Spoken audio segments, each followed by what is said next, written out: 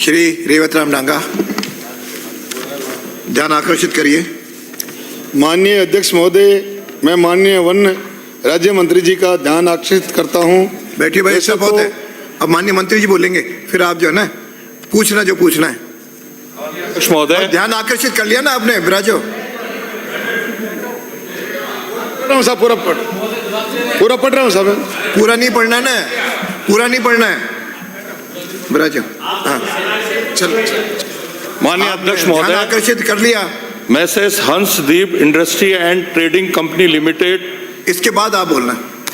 ने पर्यावरण, वन और जलवायु परिवर्तन मंत्रालय IA डिवीजन भारत सरकार के पत्र क्रमांक IARJ/MIN/445238/2023 दिनांक 2/1/2025 द्वारा Tatawas limestone mines for propose production capacity of 2.0 MTPA of limestone and 0.6 MTPA of OB/waste in the mine lease area of 423.97 hectare along with the crusher capacity of 1,000 TPH by Messrs Hansdeep Industries and Trading Company Limited located at Tadavas, Beravas, Bhanwada and Khorawa village, Tehsil Khimsar, district Nagaur, Rajasthan for reconsideration of environment clearance विषयक पर्यावरण स्वीकृति प्राप्त की है,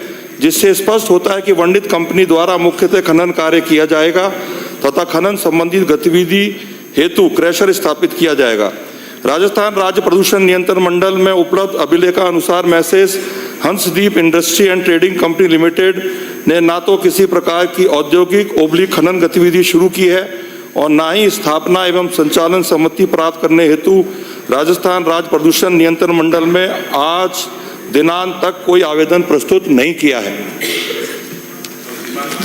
वैसे तो विभाग ने इस प्रस्ताव को अग्राह्य कर दिया है, लेकिन मैं माननीय मंत्री जी इतना ही निवेदन करना चाहता हूं कि खनन के लिए कंपनी को जो जमीन आवंटित की गई है उस पर जितने पेड़ पौधे लगे हुए हैं उनके बदले उतने पेड़ पौधे लगवाएं।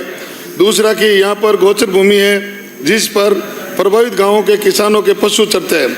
अब गोचर के लिए 40 किलोमीटर दूर जमीन दी जा रही है, तो चरने के लिए पशु 40 किलोमीटर दूर कैसे जाएंगे, इसलिए गोचर भूमि की व्यवस्था कराई जाए। तीसरा, आवंटित भूमि पर जो पीने के पानी के स्रोत, तालाब, पोखर आदि बने हुए हैं उनको नष्ट नहीं किया जाए, उनको सही सलामत रखा जाए, जिससे स्थानीय लोगों को और पशुओं को पीने का पानी मिलता रहे। चौथा प्रश्न मेरा, स्थानीय किसानों और लोगों को विश्वास में लेकर उनके साथ मिल बैठकर बातचीत करके उनको उनकी जमीनों का उचित मुआवजा दिलाया जाए और स्थानीय लोगों को प्राथमिकता के आधार पर कंपनी में नौकरियां दी जाए। धन्यवाद। कुछ कहना है? माननीय अध्यक्ष महोदय, राजस्थान राज्य प्रदूषण नियंत्रण मंडल में उपलब्ध